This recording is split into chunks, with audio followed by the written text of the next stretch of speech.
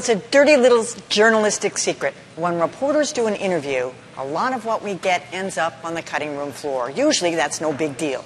But recently, the decision to leave an interviewee out of a story backfired on National Public Radio in a big way. Adam has more.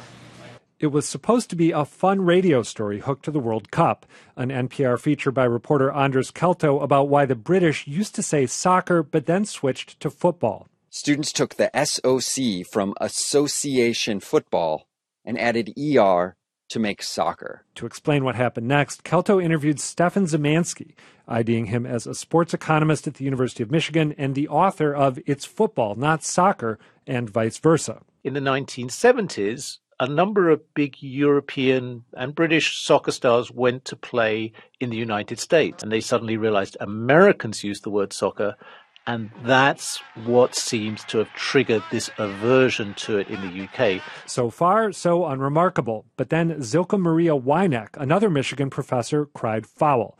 Turns out she and Szymanski wrote It's Football, Not Soccer together and were interviewed together for NPR's story, even though nothing Weineck said made the cut. That revelation sparked a backlash, with critics accusing NPR of infuriating sexism and erasing women. Yesterday, NPR Ombudsman Elizabeth Jensen weighed in ambivalently, saying that while Kelto used the best quotes he had, there is a tendency to interview more men than women, and apparently to quote them, too. So, Adam, as we were kind of saying inside, this happens all the time. And especially when you've got co-authors of a book, it's very frequent, unless you're doing a live interview, that you might leave one of them out. This was a packaged piece, and they were just looking for someone to take the narrative forward, and they picked that one. And Silky even says he's got the British accent, and he's more polished as a speaker. I don't know if the biggest mistake they made was saying that he was the author of the book and not the co-author. Yeah, that was a pretty bad mistake. You're right. There have definitely been times that I've interviewed two people in conjunction who have some sort of relationship, and one of them is great and one of them is terrible. I didn't hear the raw audio, so I don't know if she was bad and her colleague was good, or vice versa. Getting her lack of authorship of the book wrong is an issue. Also, it seems from the Ombudsman's note, like he may have, Andres Kelto, the freelancer who did this, he may have represented what this was a story about. They thought it was a story, an interview about the book they did together. He thought it was something else. That happens sometimes too, but it's good to be clear. I find it a little hard to believe that this was deliberately sexist, but it does seem like incredibly inept editing, not to describe her as the co-author, not even to mention her name. You could say the book is by so-and-so and so-and-so, and we have with us this guy. I mean, that wouldn't be that hard to do. It's a lot more words. It is more words, but, I mean, for crying out loud, it's just more accurate.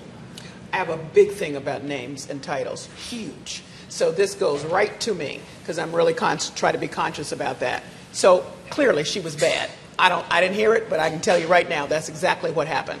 And she admits that she's not as polished.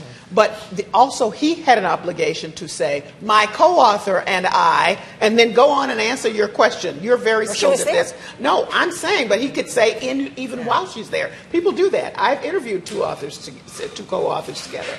So it's possible for that to have happened. But the way that the response was, hey, sorry to leave you out.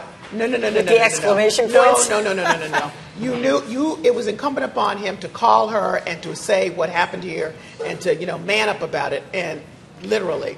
And then to add another person, another man. No.